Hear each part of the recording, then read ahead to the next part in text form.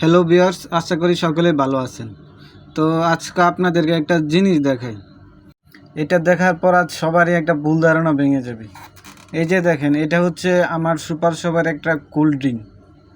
এটার মধ্যে রয়েছে দুধ এবং আনারস, দুইটার মিশ্রণে এটা তৈরি। তাহলে এখন আমার কথা হচ্ছে, আমরা যে ছোটো সময় থেকে শুনে আসলাম যে দুধ এবং আনারস দুইটা জিনিস নাকি একসাথে খাইলে নাকি ওইটা পেটের ভিতর যায়, পেটের ভিতর যায় নাকি ওইটা বিষ হয়ে যায়, তারপর নাকি মানুষ মারা যায়।